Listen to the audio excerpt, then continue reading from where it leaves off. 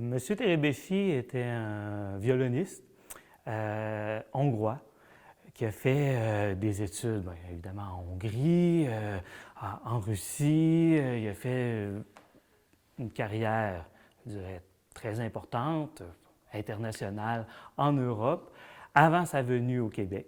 Donc, lui il est venu au Québec au début des années 80, en 82, je crois, qu'il est arrivé. Et donc, il a apporté... il était engagé par l'Université Laval, donc l'École de musique de l'Université Laval, qui est devenue la faculté de musique. Et c'était dans l'esprit de la faculté d'inviter des musiciens européens avec une grande tradition musicale et de les amener à Québec pour transmettre leur expérience. Et M. Terebesi est arrivé ici à l'île d'Orléans vers les débuts des années 80, à ce moment-là? Là, on parle de musique de chambre à Sainte-Pétronique, donc sur l'île d'Orléans. Lui n'habitait pas l'île. Je crois qu'il y a eu une petite résidence d'été sur l'île, mais il existait une série de concerts sur l'île d'Orléans avant. Et c'est lié d'amitié avec des gens qui habitaient sur l'île. Donc, quand il a entendu parler de cette série de concerts, lui, en arrivant au Québec, évidemment, il cherchait une scène pour qu'il puisse lui-même se produire, et ses étudiants de l'Université Laval, qui est ses étudiants en musique de chambre et en violon. Donc, il y avait l'objectif de créer une scène professionnelle pour lui, ses étudiants et ses amis. Mais quand on parle d'amis, je vous parlais d'une carrière internationale en Europe. Ses amis, surtout dans le réseau des musiciens hongrois, c'était des musiciens très célèbres. János Tarkár au violoncelle, le Quatuor Takács, sont venus visiter Sainte-Pétronille et l'île d'Orléans pour donner des concerts parce qu'il était très proche de M. Terebesi et qui les invitait. Ils venaient comme ça, en amis, faire de la musique. Il est en 83. Il était un des membres fondateurs de Musique de chambre de Sainte-Pétronille. Oui, donc membre fondateur avec son équipe, des gens qui habitaient sur l'île, mais surtout directeur artistique pendant 34 ans. Donc, c'est lui qui décidait de la programmation. Il était beaucoup aidé par son épouse, je crois qu'elle était une conseillère, c'était son premier répondant, mais donc il était directeur artistique. Donc, ici, il décidait de la programmation dans laquelle lui, comme interprète, jouait beaucoup. C'est quelque chose au moment où il a pris sa retraite du monde du spectacle, je dirais qu'il a arrêté de jouer du violon publiquement. Là, il ne s'est pas produit dans la série, mais il se produisait très, très souvent dans la série et il décidait de la programmation. Oui. Et si on regarde l'héritage que va apporter M. Terebesi, quel est cet héritage que vous voyez ici à Sainte-Pétronille et même à travers la Ville de Québec? Oui, bien, c'est une offre de concert de musique classique l'été.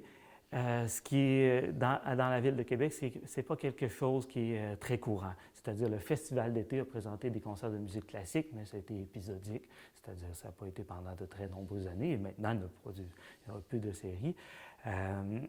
La musique classique, l'été, c'est les grands festivals, le Domaine Forvet, le Festival de la Naudière, le Centre d'art d'Offord. Donc, les gens de la région de Québec qui veulent entendre des concerts de musique classique l'été, c'est réellement l'offre de musique de chambre à Sainte-Pétronille qui a comblé ce besoin-là en faisant venir des artistes internationaux extraordinaires, mais aussi, et ça c'est quelque chose que M. Terebesi avait à cœur, d'inviter des musiciens de la relève.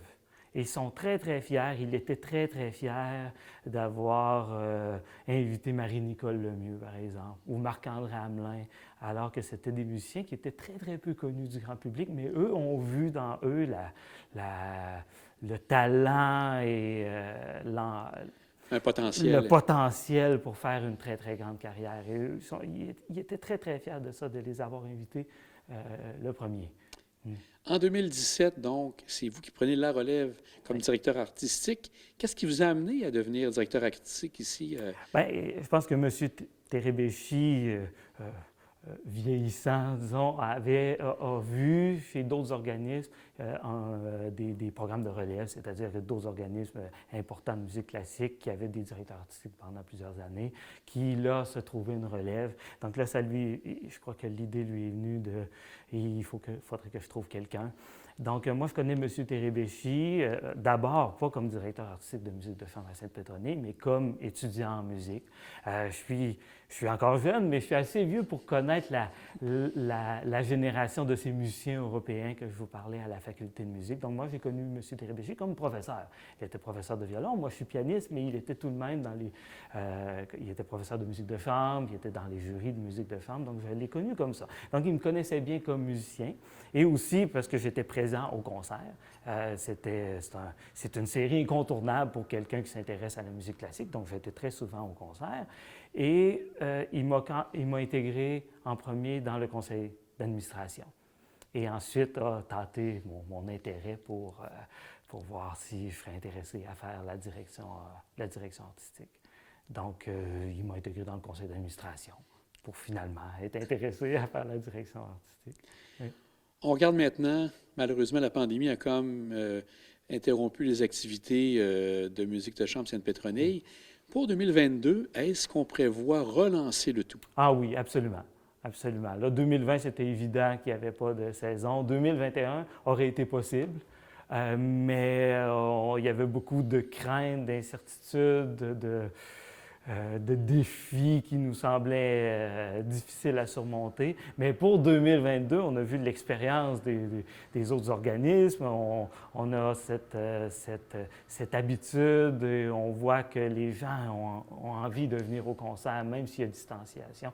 Donc absolument, nous, on travaille avec des artistes qui sont déjà invités, c'est-à-dire qu'on est déjà très, très avancé dans la saison 2022. On va recevoir des artistes en 2022, sauf si les salles sont fermées entièrement. Mais si on se fie aux autres années, avec des étés qui sont moins exigeants à ce niveau-là, je pense qu'on va produire des concerts. Est-ce que la programmation est connue déjà ou actuellement vous êtes en train de ficeler le tout? Oui, je suis en train de ficeler le tout. Elle n'est pas dévoilée. Donc aujourd'hui, je ne peux pas dévoiler évidemment des concerts, mais les artistes, dates et tout ça, c'est déjà décidé. Surtout parce que la plupart étaient des artistes qui étaient prévus pour 2020 et donc nous honorons l'invitation évidemment pour 2022.